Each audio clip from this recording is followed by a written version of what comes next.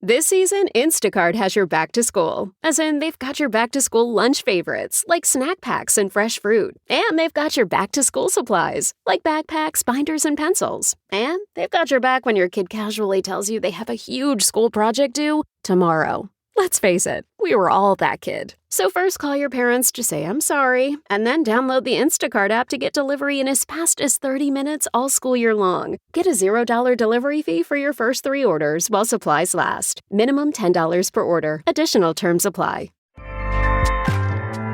Acast powers the world's best podcasts. Here's a show that we recommend. What is The Briefing Room? It's a behind-the-scenes look at how the criminal justice system works and the lives of the people within that system. If you love true crime, well, these are the real people who do the job every day of making sure justice is served. Hi, I'm Detective Dave. I'm Detective Dan.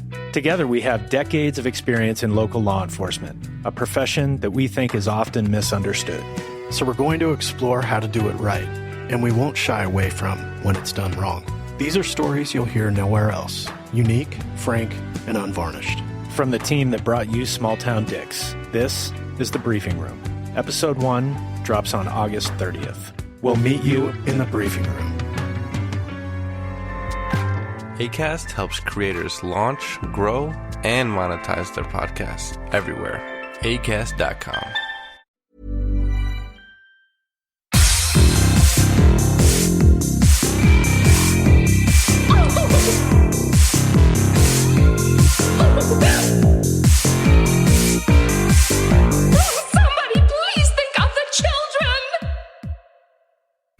Hello, Internet, and welcome to Scarred for Life, the podcast where we open up old wounds by looking back at the films that scared us as kids. I'm Terry. And I'm Mary Beth. Each episode, our special guest will bring with them a movie that traumatized them as a child. This week, our special guest is Rob Grant. He's the director of Harpoon, Mon Ami, and the documentary Fake Blood. Welcome to the show, Rob. Thank you very much for having me. Really appreciate it. We're so excited to have you here. Yes, awesome. I've been wanting to talk to you ever since I saw Harpoon back in Chattanooga. So I'm really glad that you agreed to do this with us. Of course, anytime. I love talking movies, specifically ones that have scarred us for life. But before we launch into the movie that scared you as a kid, we do want to talk to you about your history with horror filmmaking, and obviously your latest boat horror film, Harpoon, that's all about toxic friendships and maritime superstitions. Mm-hmm. So just to start at the beginning, what was your experience with horror film growing up? Funnily enough, it was never horror films that caught me at first. It was whatever my dad was watching at the time. And I remember we went to...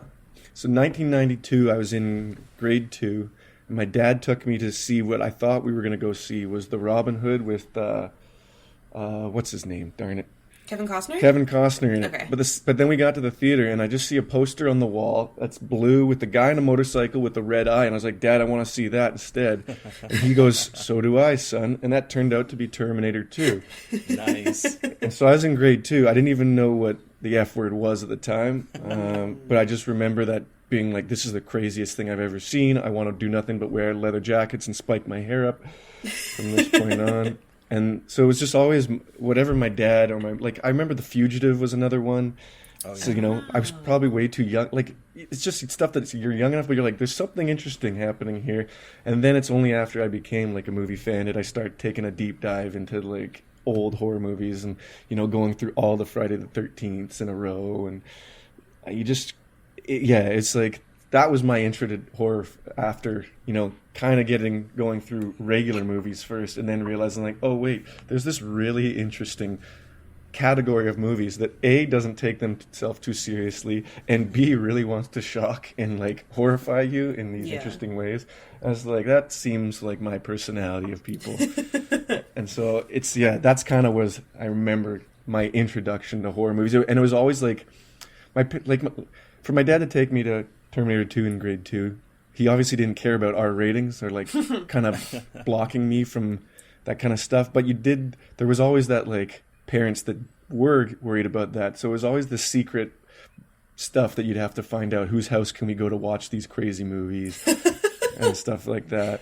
Like, I used to have to sneak the VHS inside of another sleeve to your buddy's house if the parents were kind of like not into that sort of stuff. Right. My parents, I remember my parents growing up, they were like, they would alternate between being super liberal about what I was able to watch, and then there were some movies that I would just linger in the horror section and stare at the VHS covers, like, oh, I want to see that, but my parents wouldn't let me. So it's weird. It's a weird thing. Yeah. And being a child of divorce over here, my parents got divorced when I was 4, so it was it was like my mom was not super strict, but definitely more aware, while my dad was like, whatever. Yeah. So it was kind of like on the weekends when I saw my dad, I knew I could kind of get away with watching things. Yeah. So it was always like kind of like, oh, cool, I can go to Dad's house and go to Blockbuster and get like the movies that I really want to see, but Mom knows I shouldn't see, and I know I shouldn't see, but I wanted to see them anyway. Yeah. There's only one time I recall my dad being appalled with what I was watching, and it was Pet Sematary 2. Oh, the second one. With Furlong, because of course Terminator 2 made me like in love with Edward Furlong as well. Mm-hmm. And then Pet Sematary, I saw him on the cover of Pet Sematary 2, and there's a scene, I believe, in that one where the dog's brought back, and then it eats the kittens, and there's just like a cage full of eaten kittens. And I remember my dad going like, what the hell are you watching? Fascinating how it's like the animal violence and not the human violence. Right. I feel like that's still a thing today, but it's just funny that like the one thing your dad questions are the dead kittens. Yeah, well, and I don't think he even cared that much, but I was watching it, he was in the room, and then my older brother walked in during that scene, and my brother, I guess, was just looking for an excuse to get me in trouble, and he was like, what the hell is this on the TV? You're letting him watch this? And then my dad felt the obligation to jump on me, I guess. Yes. Gotta love older siblings. I was that older sibling, and I continue to be that older sibling. Someone's got to do it. Exactly. So what are some of your favorite horror films, would you say now? Oh, gosh. That's such an impossible question. I know. It's a hard question, for sure. I mean, Exorcist is on there. Obviously, The Shining's on there. Yeah. It's kind of one of those things, like, I just rotate very strongly. I'll be honest, like, there hasn't been a ton of newer stuff that I was really been too excited about. I'll be the first to admit I didn't like it. Okay. I kind of just... Oh, man. Sorry if I'm... No, I just recorded a podcast like a few weeks ago about It Chapter 2, and I'm not a fan. I'm not a fan of the first one. I'm not a fan of this new one. So. Here's the thing, and this could be wrong, but I feel like there's like a need, it seems like, to jump to these scares now without setting them up. And I felt like It Chapter 1 was just one setup to jump scare after another. And I was just like, I'm kind of sick of this. I don't really care about these people. Where it's like, The Shining takes like an hour to get to anything scary. Right. I mean, that probably wouldn't be allowed to happen nowadays because everyone would get bored to hell. But I love that, though. I love me a slow burn horror movie. Exactly. That's my cup of tea. Evil Dead 2 shaped me pretty strongly. Hell yeah. And Sam Raimi's in town right now, and we're working on a show with them, and I had to try very hard to not be like, I love you, and it's this movie. Trying to be professional while also wanting to like shake his hand and gush. Yes. I just stayed in the next office silently. But it's like that kind of stuff where it's like, there's just a lot. It's anything that kind of was trying something different. Okay. Because I remember there was always you'd watch the Friday the 13th, but you're only watching to see how they would make a death crazier in those types of movies. Same with I don't know. There's too many. What's your guys' favorite? Oh God. Aha! I've turned it around. But it is. I was telling someone the other day, like whenever I tell someone that I write about horror movies, like they always ask me. What's your favorite scary movie? It always changes, but recently 30 Days of Night will forever be like my favorite kind of not great scary movie. Yeah.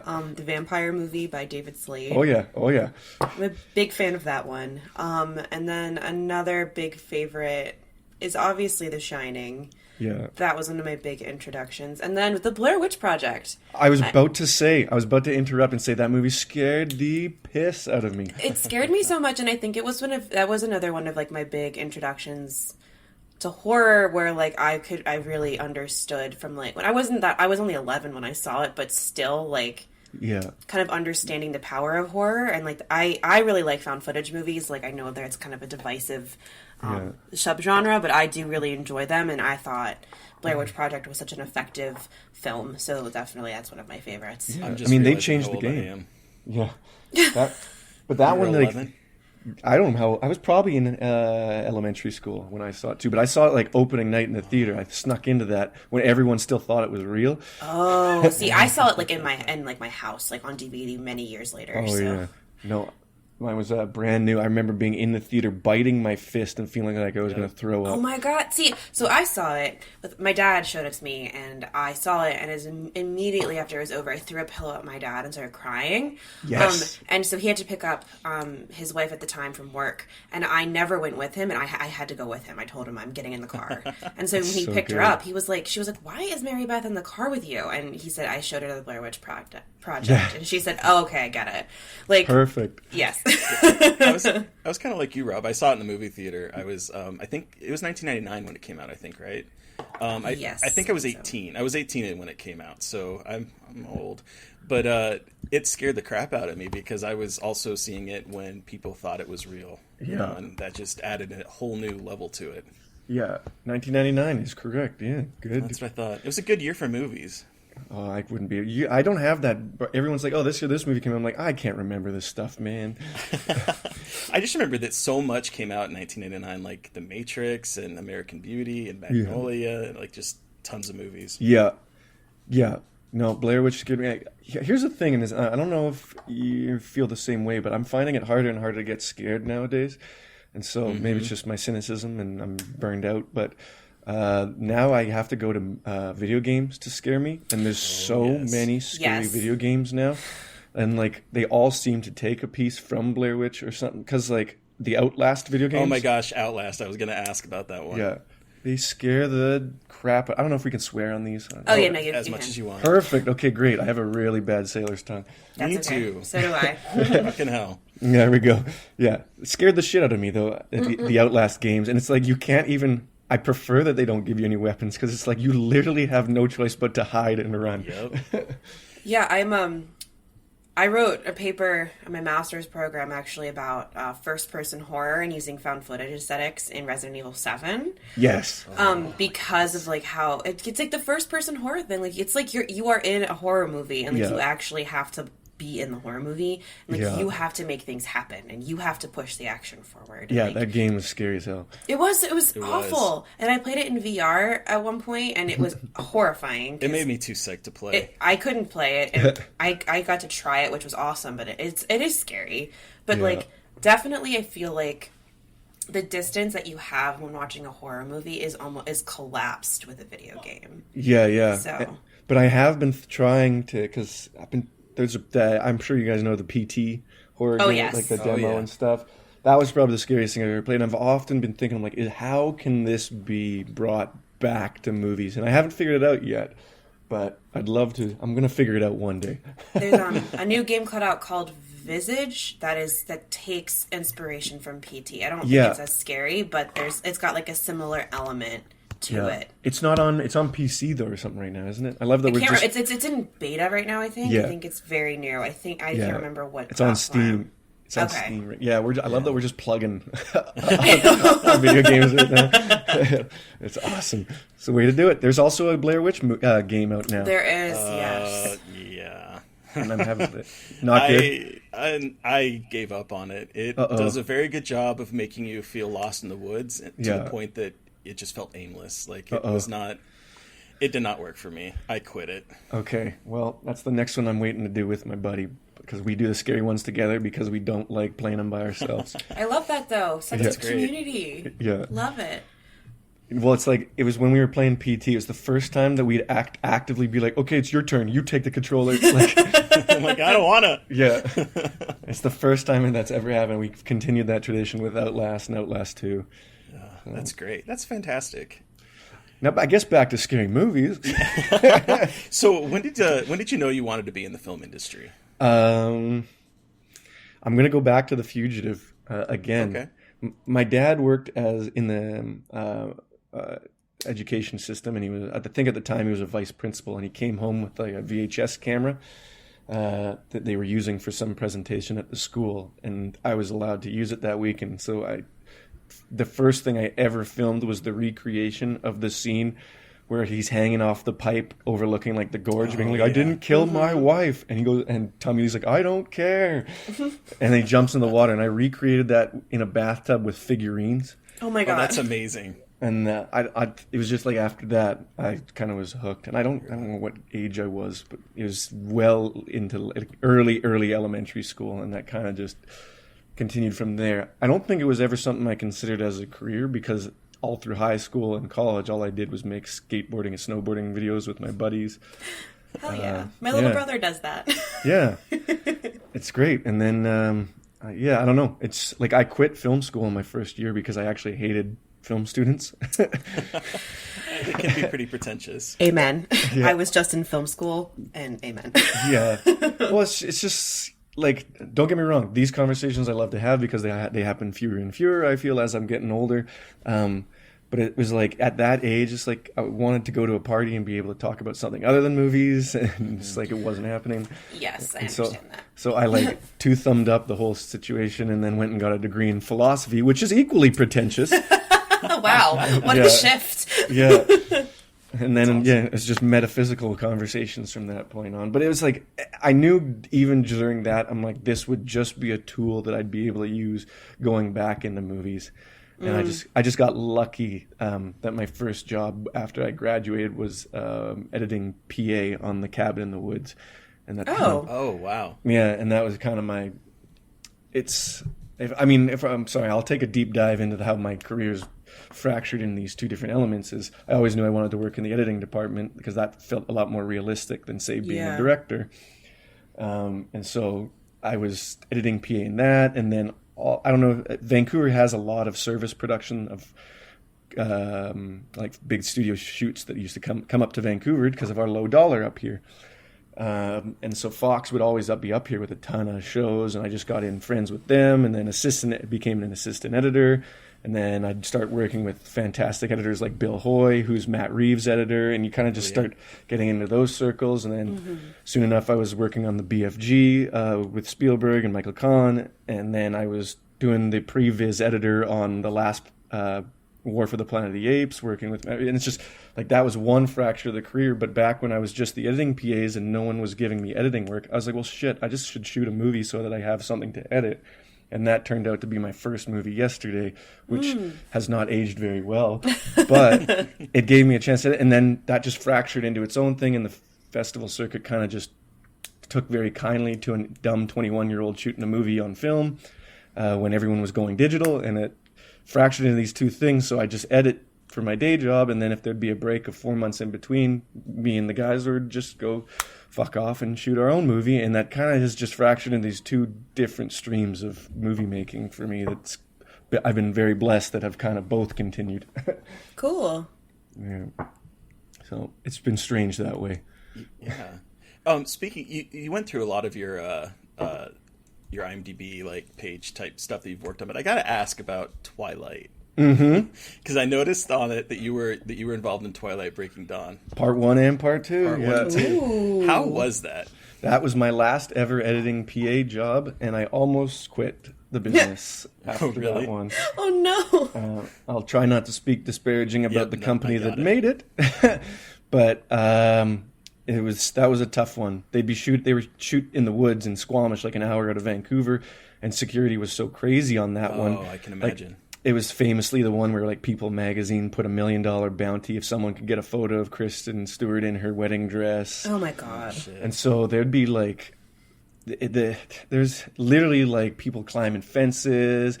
They had to have security with night vision cameras to try to keep like people from getting out on the set. It was just God. And I'd be because security was so tight, they didn't trust anyone with the dailies. So I'd be the one, I'd do my job all day in Vancouver, and they'd be shooting night shoots out in Squamish, and I'd have to drive the dailies out there at night to screen at their lunch break. So I was doing like these 20-hour days, and it was just like, I remember being like, this is not worth my time. Wow. But everyone on the movie was quite pleasant. It was just under ridiculous circumstances that things had to go the way they did. And I just remember being like, this is not a happy time. Yeah, I was always curious because like I know that, I mean, those came out at like the zeitgeist of that kind of young adult action horror type thing, and I can't imagine how working on that must have been. It was weird. It's just surreal. I mean, like I said, everyone was on it. It had the same DP who did Pan's Labyrinth. He was super awesome. It's like, that's the one thing is if you just stay quiet and lurk in the background, you can kind of watch these real awesome pros and kind of learn, try and pick up some tricks from them as best as you can. And I feel like it's definitely helped. The stuff that I've learned from all these movies kind of has definitely helped. Bill Condon was the director, and he was awesome. So, and like even seeing, you could even tell back in the day, like, both Kristen and Robert Pattinson probably could have been phoning those movies in, but you could tell that they were taking it serious and trying to do the best performance they could with the weird material that they had to work with. And it's just like, that's where you kind of go like, oh shit, it's like this kind of, you got to try and make this stuff matter regardless of what you're doing. So you try to just take those away rather than the 20-hour days. Right, exactly. Yeah. And one other thing I noticed is as I was looking through Harpoon's IMDb page and seeing the credits, I keep seeing names pop up in your work, like Michael Peterson, and Curtis David Harder. You guys are all working in Canada. What's the indie horror scene like there? Because it seems really supportive from this angle. Yeah. So I live out of Vancouver, which is on the West Coast. Curtis and Mike are both in Calgary, Alberta. Actually, I think Curtis has just moved down to LA.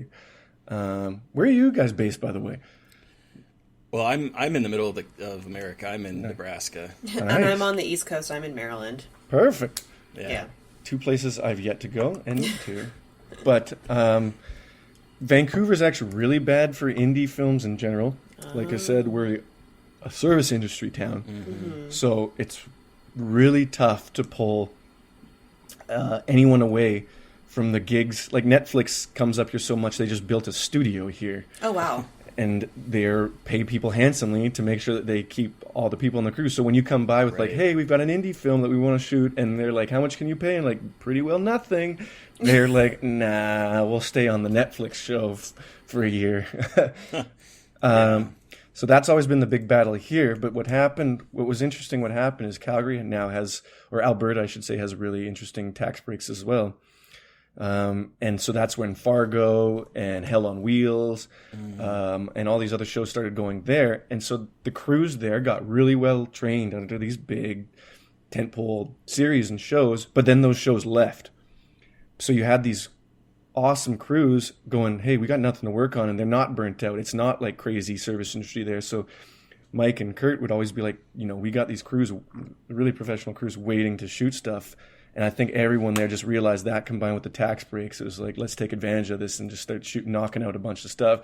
Mike started a company there with a guy named Laurie Venning, who's a really wicked entrepreneur and just wants to see cool movies be made. And so they started financing these indies.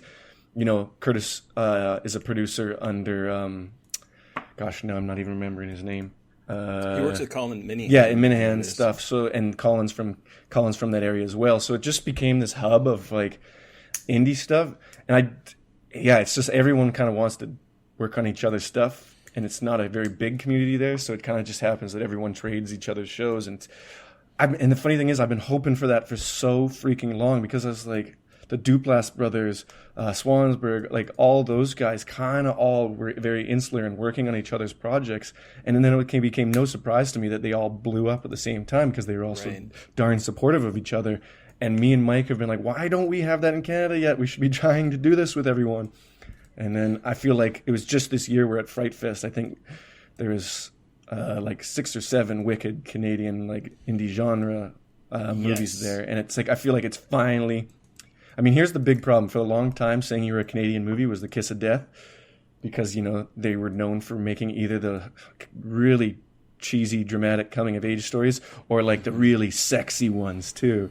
Right. It's like, other than, like, Cube and stuff like that, we weren't really known for a lot of our genre stuff, because unfortunately, other than like Vincenzo Natali, like I said, who did Cube, the Canadian system wasn't really supportive of genre stuff because they didn't treat it as like artistic. And then, of course, in the last couple of years now, that with Get Out and all this stuff, the accolades that are now starting to come, and people realizing you actually can say something about society without having to preach about it. It's now things are starting to change a little bit, but yeah, it took a long time for anyone to take us seriously.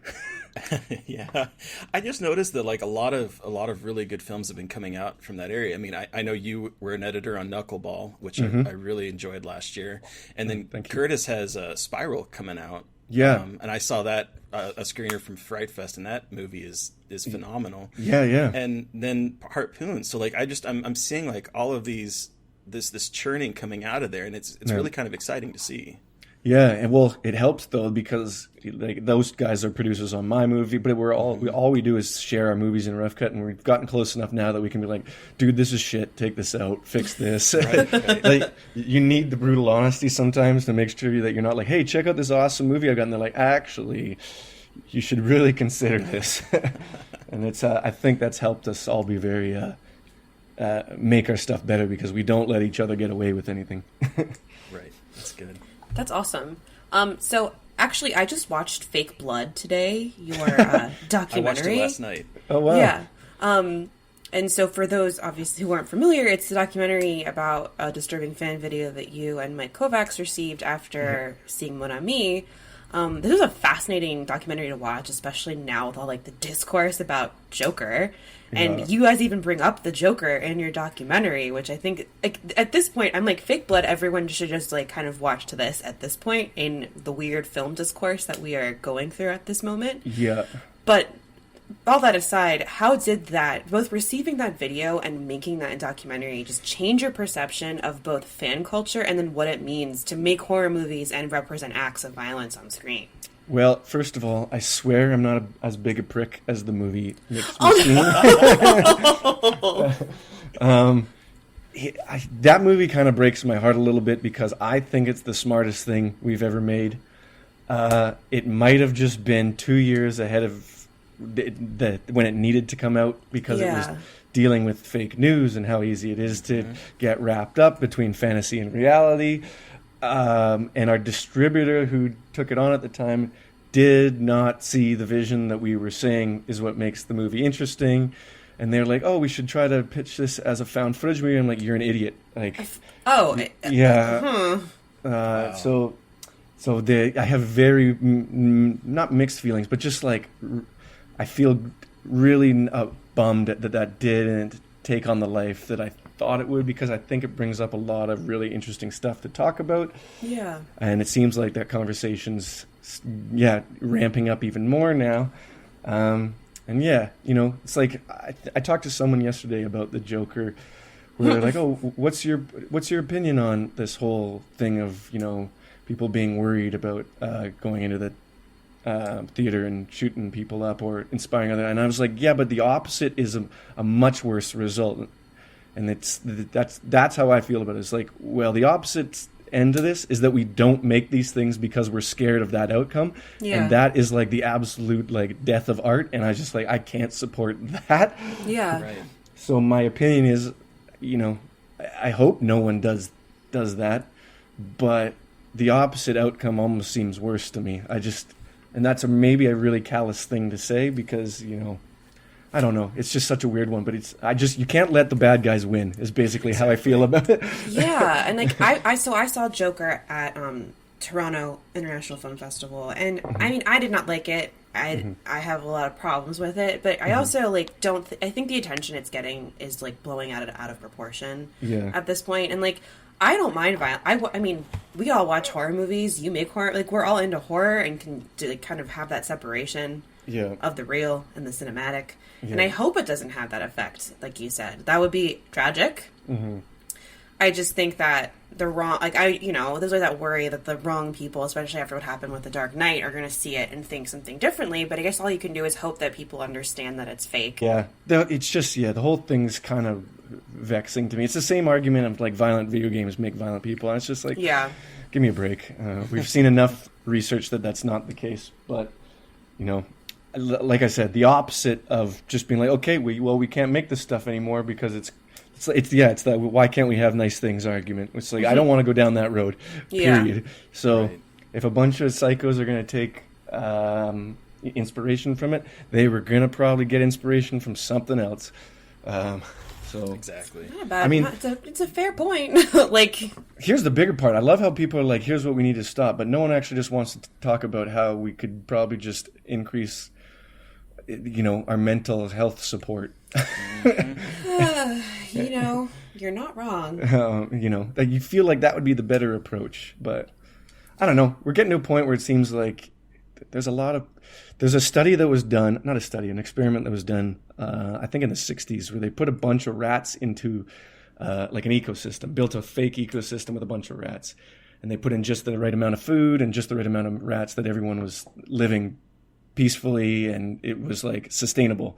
And then they decided to see what would happen if they overloaded this pen with rats. And all of a sudden, like random diseases, the rats started cannibalizing each other, and like things just went bananas. And it's like, I feel like maybe we're just in a point where that's kind of happening in real life. And I don't know. That's just my theory anyway, but I find it interesting. But with fake blood, like, especially, how did that change your perception of, like, did it change your perception of fan culture? Mostly because it all was because of a fan video you got from the film. And I know you don't really have a Twitter. Did that have anything to do with your kind of, like, staying off of social media at all? It has probably more to do with me being super sensitive and not wanting to get crippling anxiety and depression from people being able to tell me they don't like my stuff. Completely understand. Fair enough. It's my defense tactic. I will say, on the opposite side, it made it really hard to try to find you to like tell you how much I loved your movie. I appreciate that. Well, that's the thing is I have the people that want to find me. They can, but I just want to make it a little more. I don't know. I get it completely. I'd love the Terrence Malick version. Like, doesn't have to give interviews or explain his movies, and just kind of goes out there and makes shit for better or worse. I don't know. I'm at a point where I'd rather, like I said, this isn't a knock on these discussions because I love just being able to talk about the philosophy of movies and stuff. But it also at least stops that, like, hey, why didn't you consider this stuff? Like, I don't want to have the Joker conversation with people who are like, yeah, there is an element that maybe has made me a little more guarded.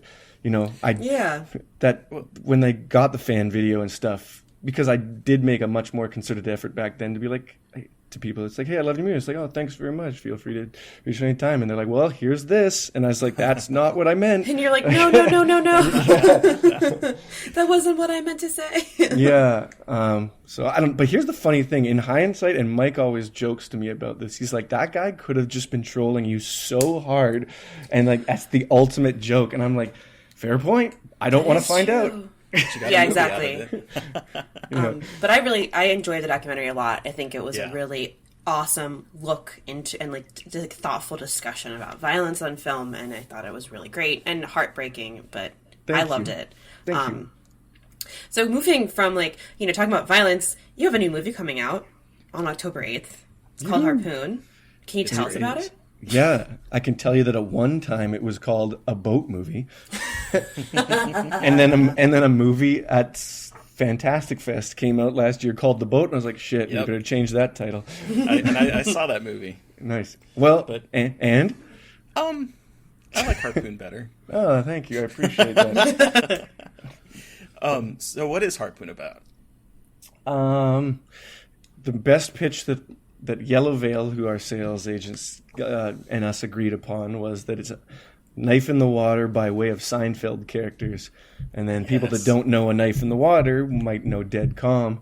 Yep. And then if they don't know that, then I don't know what to tell you. It's three bad people on a boat that have to be forced to survive with each other. Yeah. Pretty much it. There it is.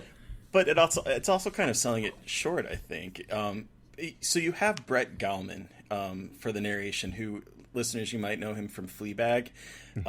He's great on that. But it was such an inspired choice to do that because it kind of frames the movie in a completely different light. Yeah. And I was kind of curious how you came up with that. Was that something that was from the very beginning, or did this just sort of like happen while you were making the writing the script, or how did that come about? The narrator was in there from the first draft, but in a much more like different iteration. It was actually much more angry. Okay. I'm sure people can tell the movie kind of comes from a place of anger and frustration. Yes. I was at a point in my life, I'd just come off a directing for hire gig. Fake Blood had done a lot worse than I thought it would, and I was kind of just being like, fuck, I might not get another chance to do one of these. And I really didn't like how things were going with the industry, specifically the indie circuit, where it's just so hard to get noticed and make a movie now. And so I told Mike, I was like, shit, man, if I don't get another chance to do this, I need to get this movie off my chest where I have all these things to say, and I want to try all these things that I've been too scared to try before. And when I pitched him, he's like, yeah, write that. And then it had the narrator in there from draft one, and it was because I knew that I like talking with people, specifically with very close friends, and you kind of develop this shorthand that outsiders don't get. Mm-hmm. But I didn't want to interrupt their shorthand with having to be expositional with their dialogue. Mm-hmm. And so I knew that the narrator was my way to say all of their backstory so that when they started interacting with each other, they no longer had to, reference weird stuff. Yeah. And that was kind of the initial instinct with the narrator, and then realizing through the rewrites and through the editing that it also provided much needed comedic break to these really bickering, kind of exhausting conversations, as well as giving audience permission to laugh about the situations as well. Like, that was all kind of discovered. I'd love to say that I was smart enough to know that we needed that very early, but it was initially just as a means to get the expositional stuff out of the way, and then an editing process where it went through a ton of iterations did we discover that it needed to provide more than that. And we tried everyone's voice under the sun, and like it was mine up until 4 days before the premiere at Rotterdam. God, wow. Yeah, when we locked Gelman in, and I had to fly down to LA, record his voice, fly back the same day, edit him on the airplane, print it to DCP, and hand carry the basically unreviewed, unfinished cut to Rotterdam. And then the first time we see it is in a amphitheater with 800 people. And holy shit! Oh my god, that's insane, terrifying. Yeah. I'm glad it all came together because his voice is iconic. I mean, he has that kind of it's crazy, right? dry wit to him that just it kind of frames the movie in a way that without it would be just a very grim story about these three terrible people. Yeah, and I'm glad that you brought up that it kind of gives the audience permission to laugh, because I didn't really know what I was getting into when I first started watching this movie, because my experiences with like boat movies would be either like Donkey Punch, or I think Open Water 2 was the one on like a raft where they fall overboard and they're stuck in the. So like I'm like, how are you going to make this movie, and how is this going to be done in such a way that it's entertaining? Because those movies kind of bored me. And so I didn't know what I was getting myself into, but I loved from the very get-go just the tone that you establish with, even it kind of opens, for those who haven't watched it yet, with Gelman just like talking with people about like, yep, okay, we're gonna go, let's go get it, and it gives a kind of artifice to it, but I also just thought it was really funny. But I'm rambling, but yeah, I love it. It reminded me of a nature documentary. It's like you're watching a nature documentary on Discovery Channel or National Geographic, and you're just narrating three weird animals being mean to each other. That's probably the best way anyone summed it up. Well done. I'm going to steal that from now on. This is what we meant to do from minute one. Perfect. There we go. No, like, it went through a million iterations. It was much more cynical at the start of these people, but then we realized through test screenings that if the narrator was judging these people harshly, so did the audience. And it took them, it was already hard enough to get people on board to want to watch people be bad people. And so, through a bunch of iterations, we ended up on a place where we were sitting with Gelman, and I'm like, okay, you need to approach this from a place of like complete despondence. It's like, That's a perfect descriptor for it. That's Yeah. how he attacks it. Yeah, because it's like the second you show any hint that you're judging their behaviors, the audiences are going to start doing that too. And it's like I always use the example of, it's like, you know, when a friend's introducing you to someone and they say, "Oh, but don't worry, he's not a bad person." You're always like, "This person's probably a bad person." It's like, regardless of what you say, it's going to influence the next thought pattern. Yeah. And so, yeah, no, working with him was a treat. He's a complete pro. We got so lucky that now that he's like blowing up now with Fleabag and Stranger Things season 3 and Mr. Mercedes, and like, I'm not surprised because he was fantastic to work with and he brought so much to it, and his sense of humor is very similar to what we're trying to go. A good example that he brought up that I had in my head but I didn't tell him because I didn't want to influence is, we're sitting in the booth, he goes, "You know what this reminds me of is the narrator from Magnolia." And it's because he said, like we were talking, where that narration at the beginning has nothing to do with the movie, but without it, when frogs start to rain, you'd be like, "What the fuck?" What the fuck? Yep. But exactly. because the narrator says, "Here's some weird shit," maybe perhaps expect some more weird shit to happen, you're kind of like ready for it. And that's kind of how we treated it. It's like, just let him present this weird scenario. But then again, you know, I've seen plenty of people tell me they don't like the narrator and they think it's a cheap storytelling technique. And then my response is always, "Fuck you. Goodfellas is the greatest movie of all time." I don't know if the movie would work as well without the narration. It's just, it really frames it in such a unique and interesting way that I don't see it as a gimmick. I see it as definitely needed for this kind of story. Yeah, no, it's one of those things that until it was made without it, I can guarantee it wouldn't work nearly as well, because the audience already has to play enough catch-up storytelling-wise. We open on like a fight of two characters, and the audience is just left to be like, "Oh shit, what's going on?"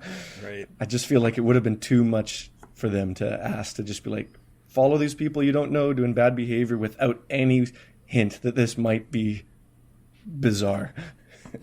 Now, another thing was that I learned so much about nautical superstitions. Yeah. And like, I knew the story of Richard Parker, but I didn't really know the story of Richard Parker. So I found myself going down wild rabbit holes just reading stuff about it. How did that come up with that? How much research did you have to do to figure all that in? Now, I don't know if you ended up in the cannibalism at sea rabbit hole, but that's a dark one. And it's pretty well, you're allowed to do it, is the end result, as long as you don't murder the other person. My writing process is weird in that, like, I'll come up with a premise. So I'm pretty sure the first thing that I came to my head was, you know, 3 people that don't like each other but forced to survive with each other, and then I'll put that in the notes column on my phone, but then it has to sit for like years until the pieces fall together. And so I'm probably like a year after I had written that premise, I've stumbled across the Richard Parker coincidence, and I was like, that is a hilarious coincidence. And then wouldn't it be even funnier if the people in this movie also were aware of this coincidence? And that's kind of just, you know, it's all these various things that kind of I pick up in real life that just end up influencing the movie over a long period of time before I can even... That's my anytime someone's like, "Oh, what's your writing process?" My biggest suggestion is, when you get a great idea, don't write it when you're really excited about it right away, because you haven't taken enough time to consider or, you know, allow all these things to percolate in your brain. Because anytime I've been like really excited about a new idea and I'll write it, I'll get to page 30 and be like, "Damn it, I got nowhere to go now." And so it's like, yeah, Richard Parker, all that stuff. The nautical superstitions came from a place because I'm a kind of a superstitious person, and we live on the West Coast. We have boats, and I don't like tempting fate. But originally in the script, that whole beginning of part 2 that recaps all the superstitions was not in the script. That came about in editing, because we had all that stuff in the movie. Like, it was always in there, but we always thought it was going to be just a nice, clever, behind the scenes wink for anyone that knew any of them. Like, you know, we thought any sailors watching this movie would be like, "Oh, redheads on a boat." Yeah. But then we realized in editing that we just needed like this kind of like reprise, a bit of a breather, and a reset for chapter 2. And that's when we decided to kind of build this little thing that, in hindsight, it's like one of the things that people talk to us the most about. So I'm glad we recognized that we needed to do that. and kind of made it more upfront. But yeah, all of those things are just ridiculous. And even in my research, trying to figure out where the redheaded superstition came from, we couldn't. So that's why we decided to write it in. It's like, don't know where it came from. So actually, that's so funny. So I interviewed the director of Sea Fever. Yeah. And I asked her about, they had a redhead superstition in their film too. And so I asked, what's up with redheads? And she explained it to me that it is potentially, it started in Ireland, and it's thought to be because redheads were, like, Vikings were redheads. Yeah. So then when they came to Ireland, redheads meant that you were going to get pillaged, and somehow that evolved the superstition, because redheads meant Vikings, which meant violence. That does not surprise me. Yeah. That the Irish would come up with such nonsense. My girlfriend's Irish, from Dublin. She's hearing me in the next room say that very loudly. So that is where I have heard that it might come from, but again, like you said, I don't know how confirmed that is, but it is a potential explanation for the redheaded superstition. I like it. Oh, now Chloe's laughing in the next room. Yeah. Well, I also heard that it could be because they thought the sirens of the sea, like the mermaids, had, like, this glowing red hair and stuff. Oh. The funny thing is, it's no matter what story you give, it's complete garbage. Like, oh yeah, 100%. It makes no logical sense whatsoever. But so one of the things, this is really kind of a dumb question / comment, but one of the things that if you are watching a movie that at a festival and you're taking notes, one of the things that I like to do is I like to go through the credits. And I noticed on the credits that that this movie added another list to your talent with shark wrangling. You are now my favorite person of all time. Is that a legal requirement, or did you actually have to deal with sharks at sea? So here's the backstory to that credit, yes, because I'm so excited. because that's my second Shark Wrangler credit. Oh, whoa! If you can believe it, the other one happened on a movie called Light of Family Burnham, which was shot here in Vancouver, and I was PAing on a buddy's film shot at night at a beach. And then you, at the end of, on the volunteer, this is way back when we were in film school, and then you volunteer your time, and you have to sign those little releases, and it says, what would you like your credit to be? But it only gave name. And I put Rob Grant, but then I hyphened it and put Shark Wrangler on there. And then he called me up, and he's like, hey, I saw, like, I've got your sheet in front of me. He's like, what the hell's this about?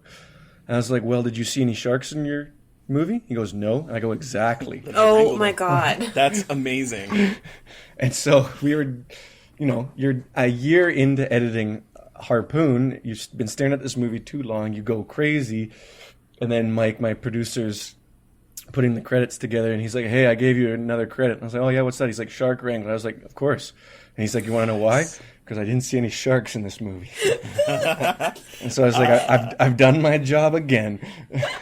I am so glad, because here's the thing, like, as I was watching that movie, I was like, I want to talk to Rob Grant. And honestly, one of the questions I wanted to ask about is the shark wrangling, because there are no sharks in the movie. Well, and if you notice, it's not just me. It's me and P.T. Buttman. Yes. Is the other one. And that is the pseudonym that me and Mike always use when we're in, like, the low point. We're like, shit, we need to credit this movie under P.T. Buttman. Like, that's just our pseudonym for when the movie's going sideways and we don't know what to do. Okay, so, that's fucking awesome. Yeah, but like, it's like you get so bananas and stir crazy that you need to start putting in these inside jokes to try to. So if the movie does go completely bad, you're at least like, well, at least we got our Shark Wrangler credit out of this whole thing. But there was actually. So in Belize, we're shooting outside, and the locals who, like, slept on the boat, they were, like, our local fixers and, like, the boat captains and stuff. They'd be like, hey, guys, don't go in the water today. They'd be like, why? And they'd be like, oh, there's just this local tiger shark that kind of does the rounds every now and then. And apparently he's been spotted in the area. And anyone that actually knows sharks, tiger sharks are, like, the most aggressive of all the sharks. Sure anything. It's so, yeah, there'd be, like, every now and then where they'd be like, yeah, just don't go in the water today, please. And we'd be like, okay. Just another day on set. There's just a tiger shark in the water. It's fine. So I had to earn my Shark Wrangler stripes on that movie. Haha, stripes, because it's tiger shark. Oh, my God. Wonderful. Sorry. That was an ultimate dad joke there. I love it. Yes. Yeah. So you mentioned Belize. How long did you? Because I know you split time between Calgary and Belize. How long did filming take, and how much of it was spent in the 15 days total was the shoot. Jeez, 15 days. And 9 of them were shot in Calgary, Alberta, in the middle of winter in minus 30-degree temperature, where the closest ocean is 3,000 kilometers away. Like you couldn't have picked a worse spot. But it made sense because the other option was postponing the movie because Fiji fell through for us. We were originally going to try and shoot the entire movie there, and then the Fijian government turned us down on moral grounds. Moral grounds? Yeah, we didn't realize that they were as religious as they are there, and they really hated the script. Oh, interesting. Okay. And we were like, why is the Fijian government dictating the film financing that's coming into this country? The whole thing doesn't make sense to me. So fuck those guys. And then You heard it here, folks. Yeah. I'll never be able to shoot a movie again there, or ever in there. I'll get arrested if I ever travel there. But, and then we looked into where they shot Lost in Hawaii, and that also fell through. And then we were just like, well, the other option is we postpone while we look for a tropical location to shoot the entire movie, or we build the interior set and just start shooting and hope to God that we find an exterior location.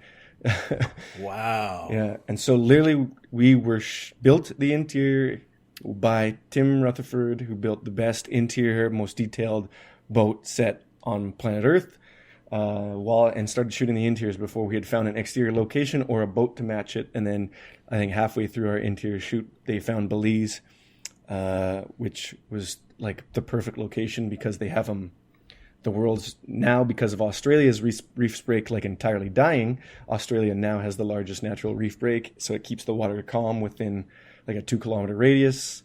Oh, wow. Yeah. Cool. And that was the making of this weird movie. Cool. There's my rant. Sorry, if anyone's going to rant on this podcast, it's going to be me. That's fun. It's great. And give superfluous details to questions. No, I love it. So, when I saw it, like, I mean, I know you mentioned that you've read my review, but I kind of, and I don't know if this is just me because I'm coming at it from a queer perspective, but there just seemed to be a lot of sexual tension between the two male characters. Mm-hmm.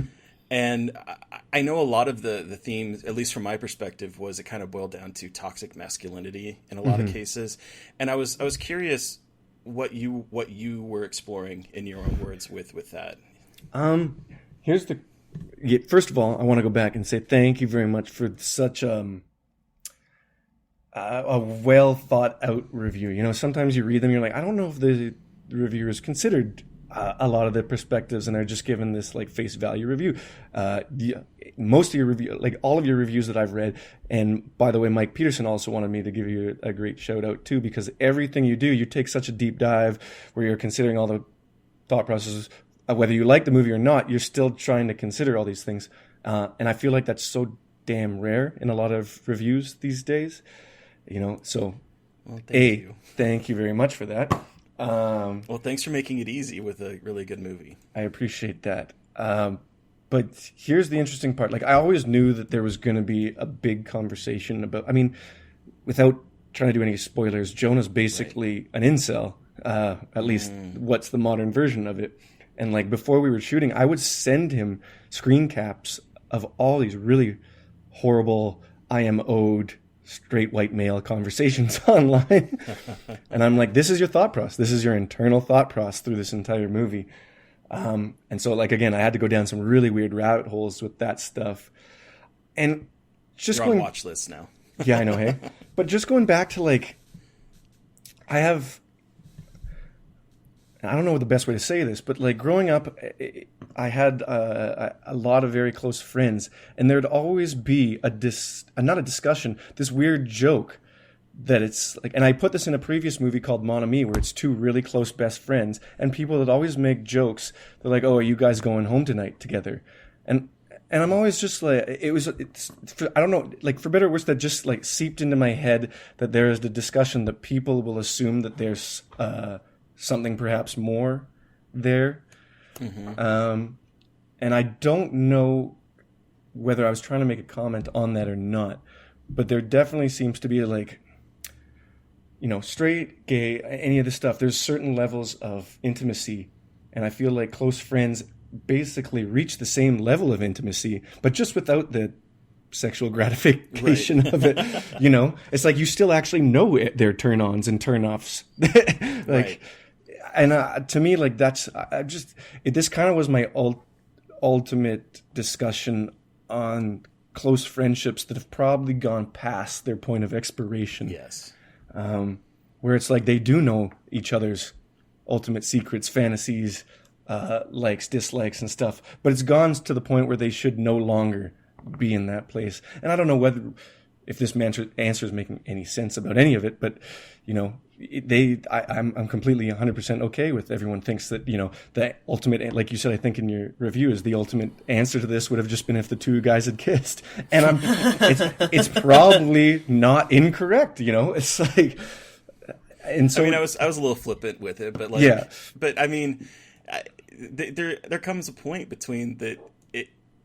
I thought the thing that I really liked about it was the dynamic between the three, because, and again, not getting into spoilers, but everyone, you're kind of, you side with different characters as the story goes on. Yeah. And, at some point it almost felt like, gosh, I'm blanking on her name.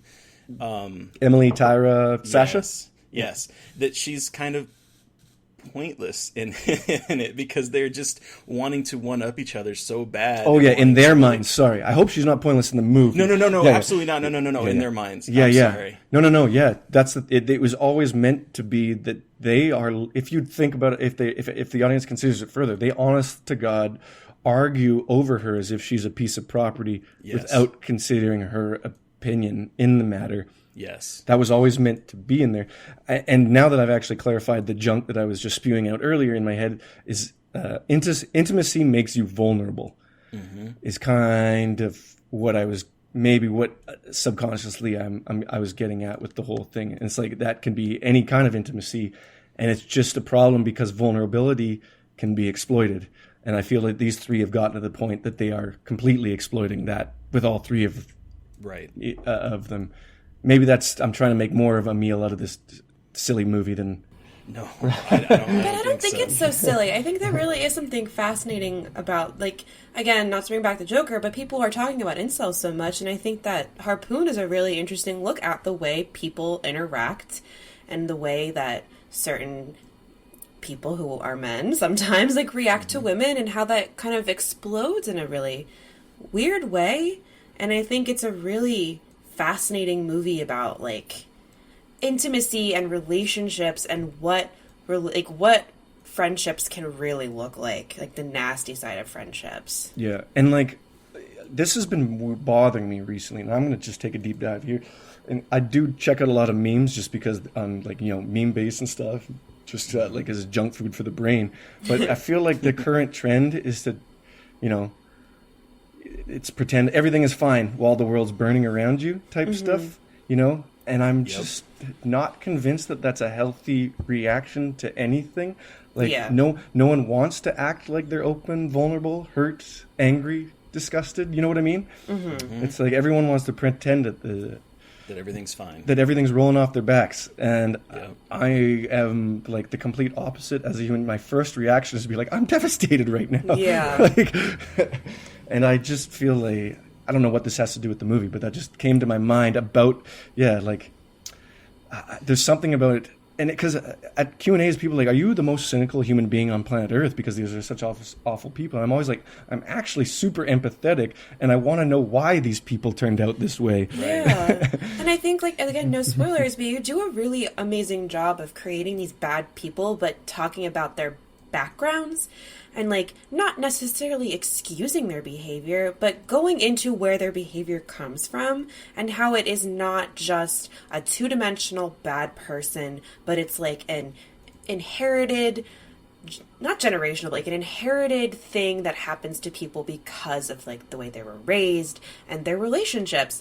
And it's an important thing to realize. Like, it's not excusing behavior, but it's looking at it and where it's coming from, and maybe there's a way we can try to address that in our real lives and let men have emotions and let them express their emotions in better ways. I mean, I was just having a conversation about this the other day about how we don't let men express their emotions in healthy ways, and it's so dumb. I don't understand why. And like, because it's not masculine. It's just dumb. It's so dumb. It's so dumb. But I think this movie is a really interesting look at what happens when you don't learn how to express your emotions, or when you're beat down by different members of your family, or just communicate. Yeah, right. And that's where I was going to go with it, because there a lot of the drama in the movie comes from the fact that no one wants to really communicate what is going on, what their feelings are, why things are happening. And that's where a lot of the conflict comes from. And it kind of goes into everyone wants to pretend that everything is good and everything is fine, when obviously, as you mentioned, shit ain't fine. So I gotta say that the actors do such a fantastic job in this. I mean, they're so good. Look, when I rewatched it again last night in prep, just Jesus, to remind you did Fake Blood and this? Oh my gosh, I watched so many movies yesterday because of all these podcasts that we're doing. Let me tell you. You were going down a rabbit hole. Yeah. I was. We both went down a Rob Grant rabbit hole this weekend. We did, and it was wonderful. There's no recovery from that. I swear. But yeah, you mentioned earlier that Brett Gowman is kind of blowing up, but I've also noticed that Monroe Chambers, who plays Jonah, he's kind of blowing up too. I mean, I saw him just recently in Riot Girls, and he seems to be everywhere right now. And the actors you got they're fantastic. Thank you. Yeah, no, they're it's everyone's like, oh, did you have to audition them? And Emily and Christopher, I actually didn't. I just was watching past material of theirs, and I found something in their performance that I thought was correct. And then, you talk to them, and I like to tell people, the only thing I'm really interested for is, are you willing to be okay if you look like an idiot? Because this is a script where it says, like, if we do this wrong, it's going to be really wrong. Well, and I'm glad you bring that up, because watching it the second time, it definitely was like, man, there are so many different moments in this that just the wrong thing could just derail this movie. Yeah. And somehow between the casting and everything, it works so well for me. Thank you. No, it's the conversation was always like, you got to be okay. You got to be okay with this not working, because the first person that we sent the script to, a financier, had responded with notes saying this is an unfilmable, unwatchable movie. Nothing happens, and it's a stupid movie on a boat. Was literally his verbatim response to us. And thank gosh for Mike being like, I think you're completely incorrect. I think all the things that you think is a negative is what's going to make this movie stand out if we do it correctly. Right. And that's the thing is, Emily, Chris, and Monroe were not afraid to look stupid. And I think that's the biggest important element to this, because, again, it comes back to, vulnerability. That's really all I'm looking for. Yeah. You're making me take a deep dive into what the hell my life's all about here. Yes. It could be the scotch that I've now switched to gin and tonic. But ooh. Nice. I do not have the fear anymore. I'm feeling okay. Well, that feels like a really good note to end on about Harpoon. And we kind of want to, besides Harpoon, we want to talk about what we've all been watching recently before moving into the film you've brought to us, Rob. So, Terry, what have you been watching recently?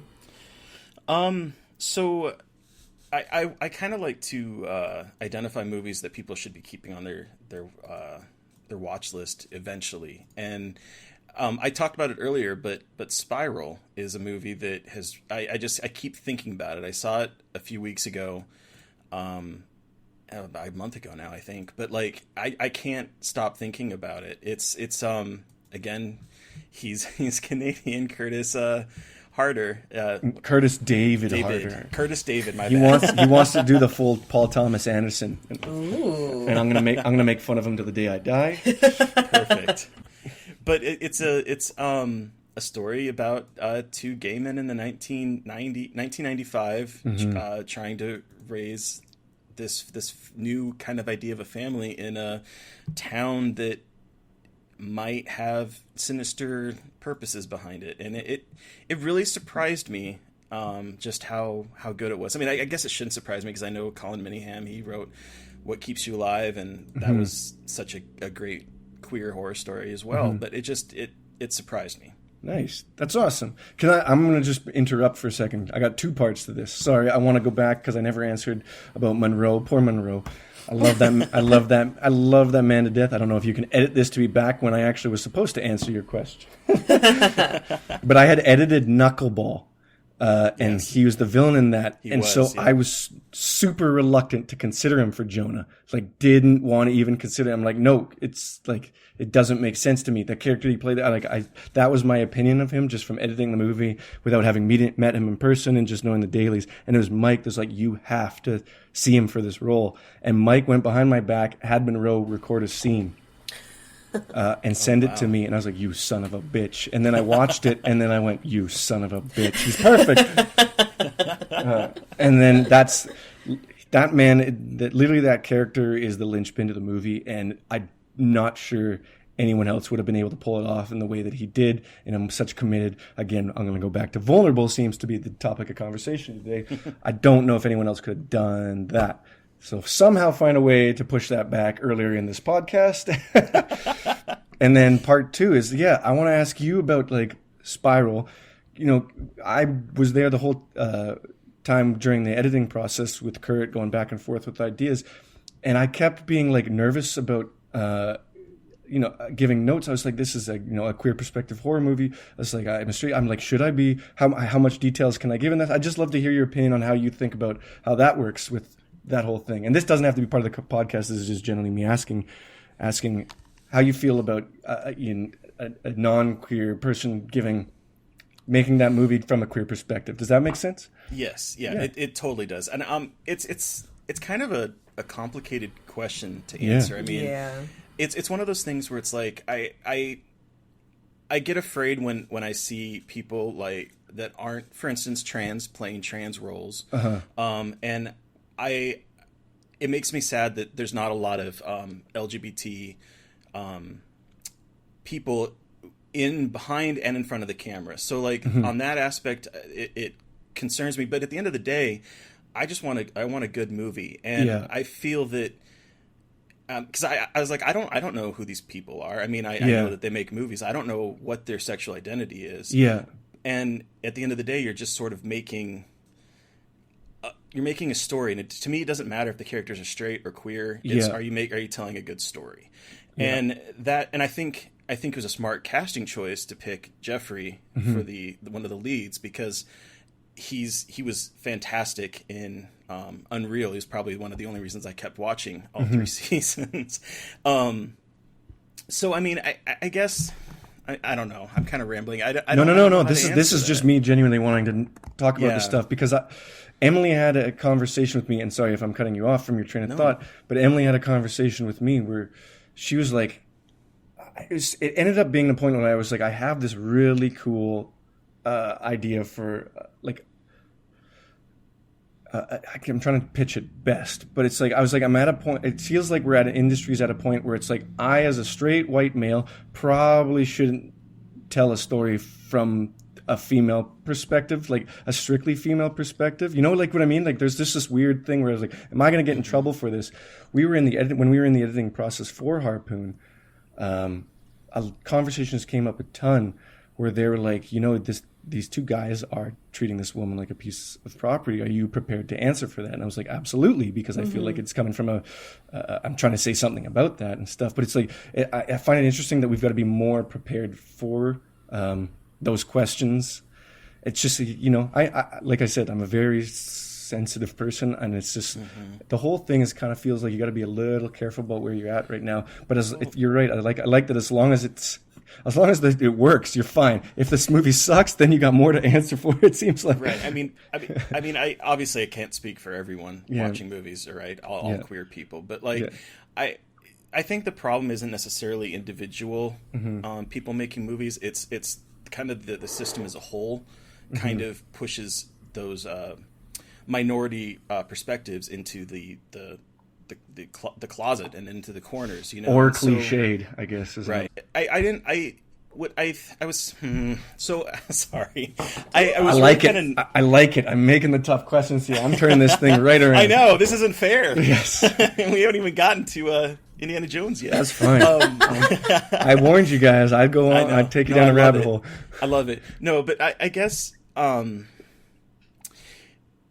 what I was kind of worried going into Spiral, even though what keeps you alive was one of my favorite movies last year. It ended up on my top 10 list. Mm-hmm. But it kind of, I'm always concerned when I find I think I'm pretty sure Colin is straight. I mean, I know he has his girlfriend or wife is in the movie. Mm-hmm. So I'm always concerned when it's coming from that perspective. But Spiral and What Keeps You Alive both felt very genuine and from a place of actual Consideration. yes. Yeah. Thank you. So I think that goes a long way in dispelling my concerns, because Yeah. I want there to be more queer horror. I think I really, just like I want to see more POC horror. I want to see more trans. I want to see more minorities. And yes, that does mean I want to see less of the straight white man. But I think Spiral and What Keeps You Alive shows that you can create it if it's coming from a place of genuine consideration. Yeah. And I agree with that. So I loved What Keeps You Alive as well, and I was actually surprised to find out that Colin Minahan was this like cis white guy, because I guess I'm so used to, unfortunately, a lot of straight white men creating films like and using gay characters as stereotypes, as a joke, and not really creating two-dimensional Sidekicks. Yeah, and so I think there is a big change now in creating these narratives about, you can make a kind of slasher-esque movie with a lesbian couple. Like, it doesn't change the movie. Yeah. It changes the movie a little bit, but you can still make something scary with those kinds of characters. And I think these movies are showing, like, as long as you're not an asshole and that you have this consideration, you can create these movies. And I think there just needs to be an overall shift in the kinds of films that are made and the kinds of voices that are heard. Yeah, and it's something I do think about a lot, especially with like lesbian cinema and with trans cinema. And I think there is a really big shift happening. And I think as long as I think that just needs to be more prioritizing like women directors and queer directors. Not necessarily saying that like straight white men can't make movies, but obviously not. I just think the same opportunities need to be afforded to everyone. Yeah. Which I think is which is I think fortunately happening more and more. Yeah. No, yeah, and that's the thing. Like that, the only reason I'm asking is like because of coming from the straight white male side. It's like, okay, where do I? And it's not that I need to carve out my own thing. Yeah, I'm definitely aware and cognizant. I want to make sure that the support is happening for the things. And it's like that's why I like asking these questions, because I want to make sure that I'm not fucking it up. I think, and I mean, I mentioned this already, but I think hiring like Jeffrey to be in it is a good step forward, and And more I think representation. you even asking these questions means that you care. I mean, a lot of people don't, and I think just the fact that you're willing to have a discussion and bring it up is a great thing. Well, just from my perspective, we had to do like a ton of like, not soul searching is the wrong thing, but we had to have some like internal discussions of like, okay, we got 3 straight white people on a boat trapped here, like talking about their bullshit, and luckily our answer was always, but yeah, like privilege is part of the problem here. Yeah, exactly. Was like part of the discussion that we were trying to say. But yeah, we like, whereas maybe back in my younger years, it's like that's not even a discussion that I would have considered or questioned on my part before we release a movie. Is at least I think it's probably good. Hopefully, not that I'm trying to give myself a pat on the back, but we are trying to make sure that this is a discussion that we're prepared to have. It's kind of like the place I'm ended up, because I can't change much else than that. But Right. But what about you, Mary Beth? What have you been watching recently? So Sorry, I took us down such a deep dive. Oh my god, don't apologize. We Don't love it. Like, apologize for any of it. this podcast has like a little tiny bit of a structure, but like then we go down rabbit holes and it's great. Yeah, as long as you're here for it, we're here for Exactly. Yes. So there's two things I've seen recently. One's an anime film called Promare. It's not necessarily horror, but it's by the people who made Kill la Kill and Gurren Lagann. it. Oh yeah, I remember you talking about this offline. Oh god, it's so good. It's like about sci-fi firefighters and weird fire people, and it is like just absolutely batshit crazy anime, and it is very good. It had a very short theatrical run, but I really hope people seek it out, especially if they love animation and weird animation. Sorry, what was this one called again? Promare. Promare. I'm Googling this now. Yeah, Promare. It's very good. It's beautifully animated. It's like absolutely bananagrams. So I saw that in theaters, and I think it's great. But another one that's more horror oriented is called Coco di Coco Da. Oh yeah. This has been playing the festival circuit. It most recently premiered at screened at Fantastic Fest. It's going to Brooklyn Horror Festival in October, and it's gotten kind of mixed reviews. It's by Johannes Nyholm, and it's very bizarre, and I really enjoyed it. It's basically about a couple who are grieving over the death of their daughter, and they get trapped in this awful time loop that is perpetuated by these three kind of horrific fairy tale characters, and they are just like, they torture this couple over and over in repetitive but horrible ways, and I really enjoyed it. I know some people didn't, but I thought it was really well done. And sorry, I'm going to ask again because I was looking at Premiere. Yeah. What was the question, or what was the name of this one? It's called Coco di Coco Da. Coco di. This is It's like this is KOKODDI and then KOKODA, right? Yes. You're picking stuff that's hard to search. I know. I'm being like the international horror. I'm a big like international horror fan. Oh so my I'm gosh, so the cover, the poster is a white cat in a bow tie. This is now my new favorite movie. It's a fascinating It's film very if you get a bizarre. chance to see it. Did you see it yet, Terry? Yes, I saw it, and I'm supposed to be writing a review for it, but I don't know what to say. Yeah, I wrote a review for it, and it is hard because, again, like, you don't want to spoil anything. It's one of those movies that you have to kind of experience, and it's hard to kind of capture that experience in words. But there are, like, it's not a perfect movie, but I think there's a lot of really interesting ways of how it captures grief, and I know horror and grief is, like, a big thing, and it is a very interesting, unique way of taking those two very, like, associated things and making it into something very weird and kind of like you want it to end, but it, like, not in a bad way, just in like oh my god, these people are going through such horrible stuff, I just need it to be over. Nice. It's definitely one of those movies that's going to be someone's favorite movie of the year. It's very divisive. I've noticed, but it's very odd. You have to give yourself to it and just allow it to take you on its ride. And if you don't, then you might not like it. You're in big trouble. But yeah, no, I'm glad you brought that one up because I think someone, it will be someone's favorite movie this year. Yeah. And Rob, have you seen anything recently that you want to talk about? Specifically horror? Oh, no, anything really. Okay,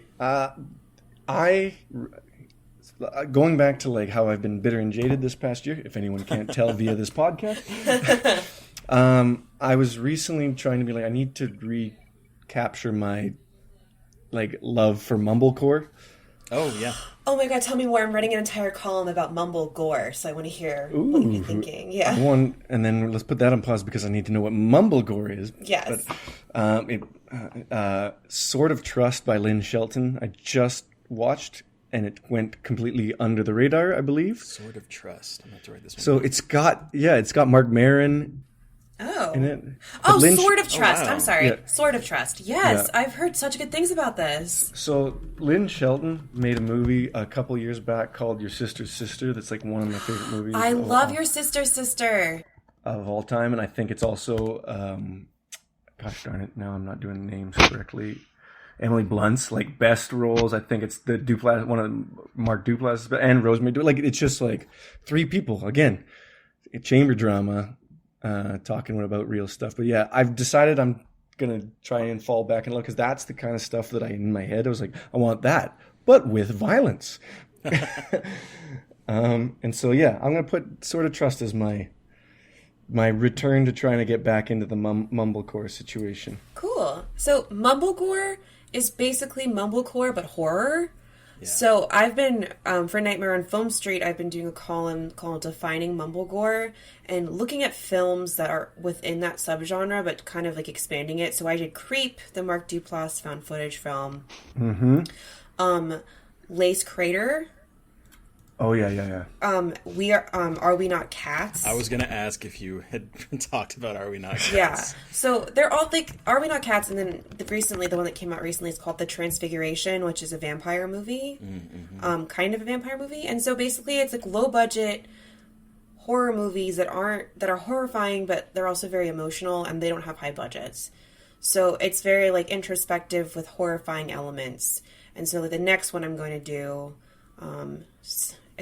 get exclusive here, is Splinter, and talking about horror, like how Splinter can be a mumblegore movie, even though it's got obviously more practical effects and gore in it, but talking about how these low budget kind of more introspective films are a really important subgenre that people don't really talk about. So yeah, that's kind of where I'm at right now with all that. I keep saving all these to rewatch because it's fun. Like, here's the worst decision I ever made in my life was going into the film industry, because now when I watch movies, it feels like work. Yeah. It definitely it feels like work for us too, feeling. I think, because I always feel like if I'm not reviewing it, I feel like I should be reviewing a movie, and I come at it from a very like analytical perspective, and I have a hard time turning my brain off. I know, it's crazy, and that's why I've gone to video games recently, because I know like my brain actually does shut off at least. Okay, yeah. I've been playing a lot of Fire Emblem, so that's been helpful. Nice, but yeah, it's like I'm trying to. Like, your guys are saying movies that are, like, in my brain. I'm like, shame on you, Rob. I should have watched all these movies recently. Shame on you. So now but I am trying to get back to that point where I'm like, because I used to watch, like, Hannah Takes the Stairs. Like, no one should be watching that movie unless you're just absolutely deeply in love with movies. Like, same with Mutual Appreciation. Like, all these classic mumblecore movies. That's like, they're not even movies. It's just like these slices of life. And I'm like, I need to get back to a point where like I woke up looking forward to watching this stuff. Yeah. And I'm just, you're getting the honest Rob here. I'll tell you what. I love it. I love it. Yeah. So, but enough with the past though. What movie did you bring with us today, Rob, since we're finally getting to that? Speaking of the past. Right. In Indiana Jones and the Last Crusade. Was all right. So the pitch that I got was what was a scene that really traumatized you as a child, and for some reason none of the scenes that came to my brain were from horror movies, and I don't know. We can get into that, but anyway, the one that I picked was Indiana Jones and the Last Crusade because it's the only one I remember as a little kid that I would run out of the room specifically for that scene every time I knew that it was about to happen. So before we get into your scene, let's give, and in case you are like someone who lives under a rock, let's give a little bit of a background on Indiana Jones. And so there's this guy named Steven Spielberg. So I wrote kind of like a little synopsis to kind of get our listeners who might not have seen it or I don't know how you couldn't have or haven't seen it in a while. So it's directed by Steven Spielberg, by a script by Jeffrey Boehm. Indiana Jones is back on a new adventure to stay ahead of the Nazis while destroying the world's ancient places, one library floor at a time. Nice. After an opening that introduces young Indy, poor River Phoenix. He was a school crush for me. And establishes. I think he was for everything. For everyone. Right?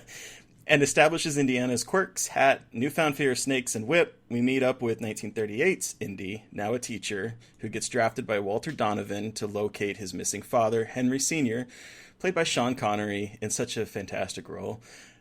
Senior was in Venice, Italy with Dr. Elsa Schneider when he vanished searching for the Holy Grail. Together, Indy and Elsa find a tomb underneath the ancient library that houses the Knight of the Crusade, whose shield completes an inscription that will lead to the Grail's location. And then they discover that Senior's being kept in a Nazi castle. Indy rushes to the castle, finding time to make whoopee with Elsa along the way. Yep. He finds his father, finds time to get in an argument with his dad, is found by the Nazis. Basically, there's a lot of finding going on. Nazis are killed. Indy gets betrayed not only by femme fatale Elsa, but also Donovan, and then we're off from action-filled set piece after action-filled set piece. Along the way, we deal with family trauma, visit a Nazi book burning, get Hitler's autograph, ride a blimp, dodge Nazi bombs, weaponize a flock of seagulls, and get in a horse-on-tank battle as the Joneses try to stop the armies of darkness from marching across the earth. Finally finding the tomb where the Grail is kept, Donovan shoots Senior to force Indy to help them get through the booby traps and trials. We learn that being humble involves rolling, that Jehovah in Latin begins with an I, discover the importance of architectural perspective, and that Jesus would drink from a ceramic cup. Donovan dies in spectacular fashion, Elsa falls to her doom, Indy saves his father, and the heroes ride off into the sunset. Nice. So there we go. That's a gigantic spoiler for anyone that hasn't seen this movie. Shame on you. At this point, if you haven't seen it, though, I don't know what you were expecting. I know. Yeah. So, Rob, how old were you when you first saw Indiana Jones and the Last Crusade? Let's see. When the hell did this come out? I have it on my screen here. I think it's 89. Is that right? Yeah. So this is the first Indiana Jones movie that I saw. Oh wow. Okay. Cool. Started This from was the bottom, or the end. This was my introduction, and then I went backwards. It's still my favorite one. Okay. I agree with you there. It's very And good. it turns out to be Spielberg's favorite one as well. Oh, really? I didn't know that. Yeah. Here's my favorite part. It's just a segue here. The biggest and best inside joke of all time is that James Bond is Indiana Jones's father. Right? Right. Like, that is the best inside joke of all time. So we watched it yesterday, me and Chloe. She had never seen it. She's never seen Indiana Jones. Wow. And I was like, in my head, I'm like, how lucky you are that this is the first time you get to see this. But she loved it. Good. Also, surprised at how funny it was. Right? It's very I funny. watched it we watched these with this podcast, but we had watched it in my apartment just like randomly one night on Netflix, and I forgot how much fun it really is. Oh my gosh. The scene, going back to Hitler's autograph, she's like, no, they didn't just do that. They didn't just do that, did they? And I was like, oh, they did that. I was surprised that because when I saw it back in probably 89 or 90 when I saw it the first time, I didn't really Nazis, they didn't really mean anything to me. They're just the bad guys, right? I was surprised at how much how prolific Nazis are in this movie. Yeah, well, this and the first one, right? Yes. Yeah. Mm-hmm. But we were after the autograph scene, I was like, would someone get in trouble for shooting this now? Right? And the answer is probably yes. But then we're like, but the guy who made this is Jewish and made Hitler's Schindler's List, and it's like, Yep. it's like there's an element of comedy in tragedy that seems to be lost recently. Right. It opened up a big can of worms discussing with us. I can imagine. What was the scene that scared you the most when you saw this as a kid? Okay, I'm going to look up what the heck is the character's name. Donovan. Walter Donovan. They end up in the room with the last knight who's been alive for 700 years protecting the Holy Grail. And Walter Donovan has to choose from these multitudes of grails. And if you choose incorrectly, I think his quote was, you choose wisely, the cup gives you life. You choose incorrectly, that takes it from you. Mm-hmm. And then I only think just in this viewing did I get the sense that Elsa purposely picked the incorrect cup for him. Yes. Thank you. I picked that up for the first time too. Yeah. And so I was like, oh, cheeky. I like it. So anyway, he picked this like really gold, amazing, beautiful chalice where Walter Donovan said it truly is the cup for the King of Kings, drank from the water, and then I would run out of the room, up the stairs, 2 flights of stairs, and listen while Walter Donovan's face slowly deteriorated until he was a pile of dust. Now, the funny thing was, though, about this, and this is in hindsight because I watched this again yesterday to give me a refresher, the score through this entire movie actually takes a lot more nods into like horror or tension-filled elements than I remember. Like even in the opening when it's like a young River Phoenix, it's like those weird tense strings. Yes, a lot of flourishes that definitely feel pulled from a horror movie. Yeah, and then of course it goes into the dun da da da, and then you're like, whoa, this thing's changing. This thing was way ahead of its time. It's shifting genres like I like to think that Mon Ami did, or sorry, Harpoon did. But it's like it was a really interesting revisit for me. But anyway, yeah, the scene that scared the absolute piss out of me was Walter Donovan becoming an old man. Like, I think only in this viewing did I realize that he's not just getting turned into like I probably when I was little just thought that he was turning into a zombie or something. Yeah. But now I'm realizing it's advancing his age at a rapid speed because the opposite is the fountain of youth. And I'm like, you clever bastards is basically what I'm thinking now. Yeah, watching this again, because it's probably been about 15 years since I've seen this movie, if not longer. Yeah. It surprised me how dark the tomb is. Yeah. You have like the slashing blades and beheading people. It's bloodless, but you have all that kind of stuff, and then it ends with his spectacular. I mean, it's a great death sequence of him aging. Yeah. It's amazing. Yeah. No, that was I don't know why. I don't know how. Like now, the funny thing is, like I showed it to Chloe. Anyone who's just decided to watch this podcast now, shame on you, is my long-term partner. She's watching every now and then. She'd keep going, was this the scene? Was this the scene? Oh, so you didn't tell her beforehand? No, I didn't tell her. Which is interesting because it has a lot of crazy, scary moments, like the rats, the tombed rats and stuff, the snake. Even the opening with River Phoenix where he falls into the snake pits and stuff. Yeah. I had forgot how long the intro was, even, like with the River Phoenix part. I had completely forgotten that part. It's the only time that I'll ever be like, thank you for that backstory. Right? Exactly. Well, and it goes to how Steven Spielberg is really good at hitting plot in such an efficient way. And that's what I liked about that opening, because it's like it was a fun opening, but then it also gives us the hat, it gives us his fear of snakes, the whip, like all of these kind of character moments. It does it in such a quick succession. It gives us the Harrison Ford impersonator. Like, yes, there's so many things. But going back to it, I was watching it being like, this movie is crossing genres left, right, and center, and this is in 1989, and I'm like, why isn't this happening more now? But actually. I'm going to segue again. I was watching it and being like, I feel like the Marvel movies were taking a ton from this, because every now and then they'd have these like quippy conversations. And I'm like, gosh darn it, Spielberg was way, way ahead of the game. Yes, absolutely. And I also started to realize watching this just how complicit he is in a generation's kinder trauma, because like on Mary Beth and I, when we recorded our first episode, we talked about Arachnophobia that he's a producer on, and we talked about Poltergeist that he wrote, because those are two films that scarred us for life. That was almost one that I picked.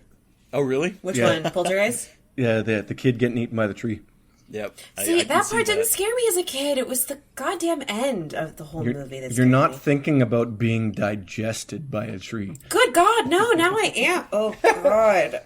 My brain didn't go there as a child, but it's going there as an adult, and it's horrible. And so then we talked about those two, and we're talking about Last Crusade now, and we're also scheduled to talk very soon about Jaws. Yeah. So it's like he definitely hit the nail in terms of like imagery that left a lasting impression on people. Yeah, and I never think of him as a horror director, but now I'm like, wait, maybe he is a horror. Even if he doesn't direct...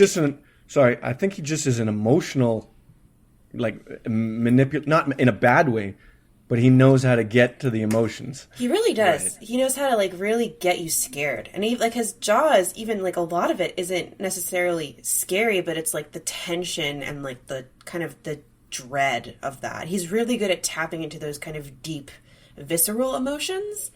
And even if he's not directing, he puts himself behind these really emotional projects. I mean, go back to Duel, though. He made a truck scary.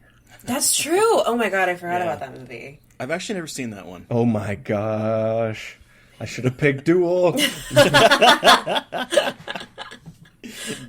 You literally, it's Jaws before Jaws is a good way of putting it. Okay. Yeah. Okay, I will add it to my list The to watch. truck is a relentless monster. And the fact that a 20-year-old made a TV movie this freaking good makes you just go like, it just makes me be like, why bother? Why try? That's just it's like that's the high water mark. It's not going to get hit again. And so we kind of touched on it a little bit, but what do you think of that scene in The Last Crusade now as an adult? I mean, watching it with your partner getting to watch your partner watch it for the first time. Chloe, thoughts on Indiana Jones, Last Crusade? Very, very good. Very, very good. Very, very good. But that scene's... I just wanted to get her to yell from across the room. Anything I can do to just shake the foundations of our structure. I love it. It's my favorite thing on planet Earth. She's now eating like tuna fish or something in the kitchen and hiding. But what about you, Mary? When did you see this movie? Did you see it as a kid or? I can't even remember the first time I saw this movie. So I think I saw the Temple of Doom, and that scarred me more than anything. That's technically the scariest. That is or the scariest darkest one, obviously, because you see a guy rip a heart out of someone, and there's that just catches fire. Yeah, and like chilled monkey brains, and like all of that stuff. So I think I was a little bit scarred on the Indiana Jones front. So I think I was very reluctant to watch The Last Crusade, and I really can't remember watching it all the way through. I think I saw lots of like snippets, and what stuck out the most to me as a kid was the scene where they're on the blimp. And that scene I always remembered, but because I rewatched this so recently, I felt like I hadn't actually ever seen The Last Crusade all the way through, which I don't think is true, but I think because I was so scared by the Temple of Doom, every other memory of Indiana Jones was erased until I saw the Crystal Skull. Which part of the blimp was the? I think it was just like the whole interaction on the blimp. I thought it was so like beautifully shot and kind of scripted and written. Yeah. For some reason, that whole part, especially when he said he didn't have his ticket. No ticket. And and then everyone started waving their tickets. I thought that was so funny, and I guess that just for some reason stuck in my head throughout my entire childhood until now. That was my favorite part, and I don't really understand why, but yeah. He also highlights daddy issues like really well. Yes, he sure does. Like really well, like just the entire movie, you're kind of laughing but also sad that Indiana cannot get his father's approval. Like the entire movie. Right. That's something I took a note about is when he's escaping and they're escaping on the Jeep and and Indy is all excited about, hey, look at that, we just escaped that, and Senior is just sitting there in the thing like so whatever. disapproving. Right, I'm so bored with this. Look what you did. I can't believe what you did. Actually, you want to know what had us like in stitches? How did you know she was a Nazi? She talks in her sleep. Yes. Oh my God, I forgot about that part. Yes. We were like in stitches because Harrison Ford gives him a look and then Sean Connery returns the look back. And like as a kid, there's no way that I picked up. I'm like, oh, they both shagged the same woman. No way. No. And then now as an adult, I'm like, that is specifically for the parents taking their kids to see this movie. Mm-hmm. I think. And what great casting. Yeah. And then I think the other favorite part was that the whole like tank horse riding scene when they when his dad's like, I didn't even get to tell him everything, and then Indy walks up behind him and is like, hey. Exhausted, covered in dirt, shirt open. Yeah, complete. And he's like, "What are you guys looking at?" I don't know, those kinds of weirdly comical moments stuck out in my head.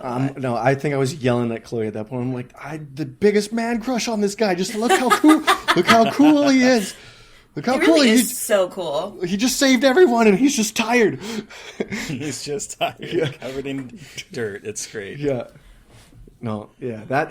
That's the kind of stuff, and like, thank gosh for this podcast because it made me rewatch them. But like, this is the type of shit that like going beyond the scary scene. I was telling Chloe, I'm like, I actually see. I'm like, Jesus, I formulated a lot of my personality in the way that I am based on this. Like, I love weathered leather jackets. Like, I have a satchel that's like, made out of or looks like that, and it's just you don't realize the effect this stuff has on you as an adult, I suppose. Is there ones that you guys have that's like, oh, in hindsight, it's like, oh shit, this really, aside from the horror, just left a lasting imprint is a good question, I guess.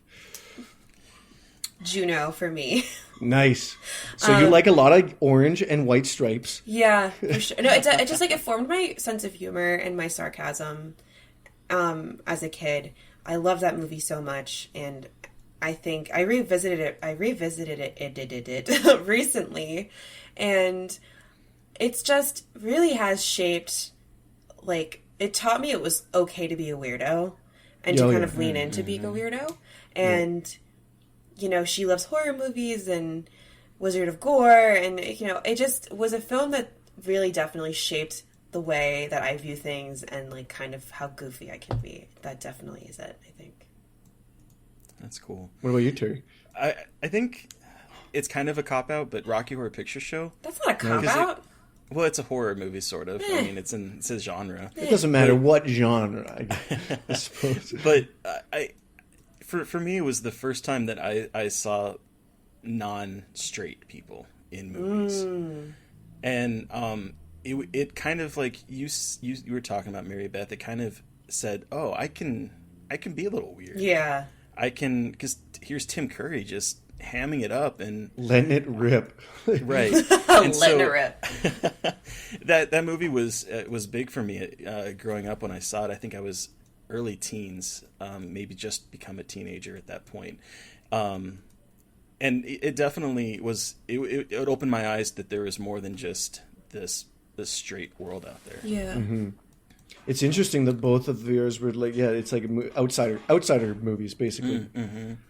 And it's like, it's funny, and this goes back to, not because the second you guys both said this, it was made me think going to the new Joker again, how this might influence people's, it's like, I guess it can go both ways, positive and negative. Yeah. Yeah. And I feel like my association with a lot of movies has just been like telling me it's okay to be a little bit of a weirdo and it's okay to like the weird things that you like. You will find your group of people, and that, like, there are people out there that kind of think like you, and it's not a bad thing, even though kids at school might make you feel that way. Oh yeah, for sure. Like, now that I'm thinking about this movie that did that to me was actually not a movie, but it was a skateboard movie, and it was the CKY2K movies. Oh, cool! With Bam Margera. Yeah. And I was like, man, these guys give no fucks. Like. My little brother found that, like, not the same thing, but he found a lot of, like, skating videos on YouTube and was like, oh, cool, like, it is cool to be a skater kid. Yeah, here's my culture. He's a little skate punk, but yeah, I love him. But yeah, I was that until I realized I couldn't fall onto concrete as hard anymore. Yeah. Yeah, wow. You made us go deep today, Rob. Yeah. All you need to ask is ask questions, and then I usually get good questions or good answers. This is the fun stuff for me. Yeah, it was an interesting rewatch to just be like, oh shit, this is like. Pure cinema is the wrong word. That sounds very pretentious, but it was like it kind of ticks all the boxes of that classic like 4-quadrant filmmaking thing, which I hate more than anything, but. Spielberg seems to have done it in a way that you don't realize it. Well, and it also kind of reminded me how fake feeling a lot of modern day blockbusters feel. I mean, like, there's so many stunts and there's so many like real components to that filmmaking that oh my gosh, yes. I loved seeing it again. It felt like coming home. You know what's crazy is now that you've mentioned that's reminded me. I was watching that and I had just watched John Wick 3. And I'm not shitting on John Wick 3 because I was laughing my ass off through that whole thing. I thought the knife fight was ridiculous and awesome. I had never seen that before. But then it made me be like, why does that feel so much less personal? Like Indiana Jones, like regardless of all this crazy action, you actually care and feel about the relationships in it. And I was like, that may be what's been lost, is now we're into the spectacle, but without the emotional connection to it. Is kind of where I landed. And maybe that's just the pretentious film school person that I'm trying to get away from 10 years ago, 20 years ago now. But yeah, no, I think you hit the nail on the head. I enjoyed watching John Wick 3, but I've never been a huge fan of that series, just because it kind of felt like I was watching a video game. I mean, Yeah. And not like I love video games. I'm a huge gamer. I've been since Nintendo age. But it felt like, kind of going back to what you were saying, Rob, that there is no real connection there. It's just that here's another faceless guy getting stabbed or shot, and even towards the end, it was just, I was like, I didn't even care about John Wick's safety. Yeah, I know. So I think there is something that is kind of lost in a lot of ways. Well, that's the scene on the bikes where he keeps taking people out and then turning to his dad for his approval. That's the important part of the scene, not how he killed all these people. Right, exactly. And it's sort of like, even with the scene I kind of made a joke about, where the dad weaponizes the seagulls. I mean, it's not so much that the plane exploded or that the seagulls were used. It's his mannerism afterwards of like, see, I can do it too. Yeah. And there's also that kind of like, see, maybe he was paying attention because he's doing the same kind of thing that Indiana would do. Yeah. Right. So there's like, I don't know. It's weird. And then the scene that actually not disturbed me, but made me be like, whoa. When he first like kicks in, and then Dr. Jones Sr. is like, you wouldn't have brought your diary here. You did. Right. Don't call me Junior.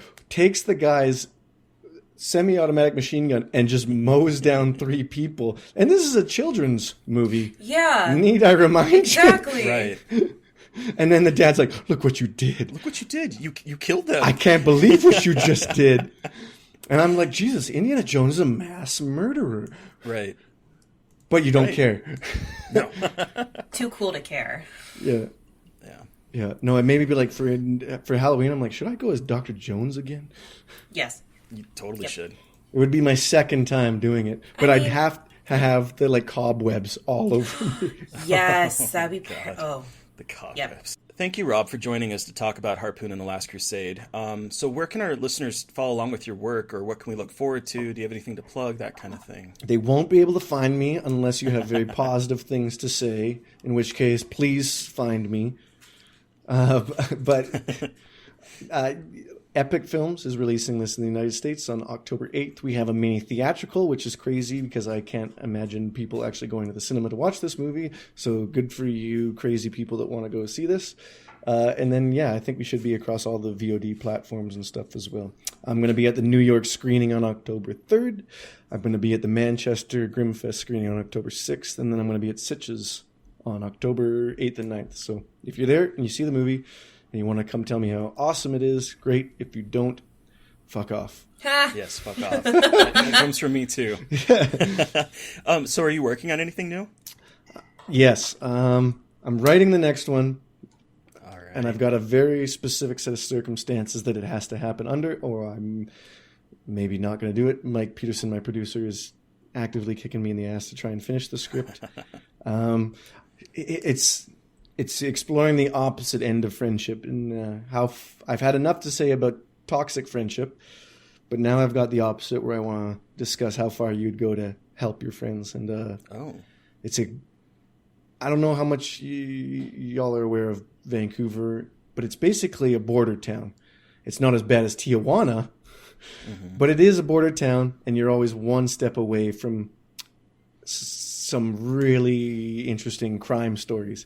Oh. Now the movie's not set in Vancouver, but it's it takes a deep dive into some really creepy crime stuff that we've been one step removed from, and it's kind of in the Jeremy Saulnier area of like either a blue room or green room, and so it's in that area, but it's still going to have my weird level of insanity to it.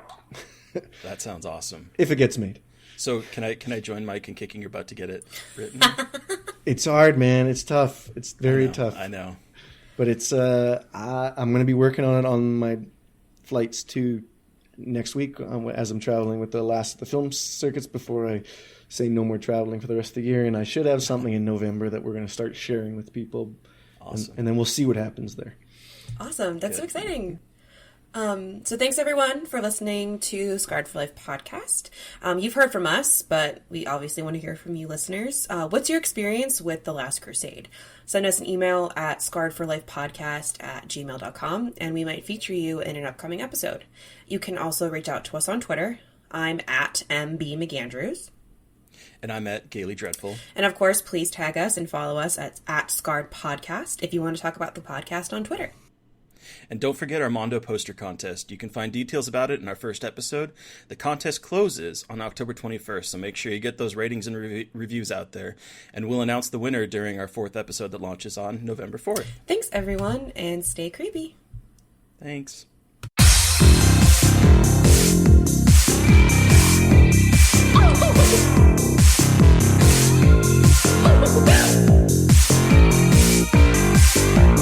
Somebody please think of the children!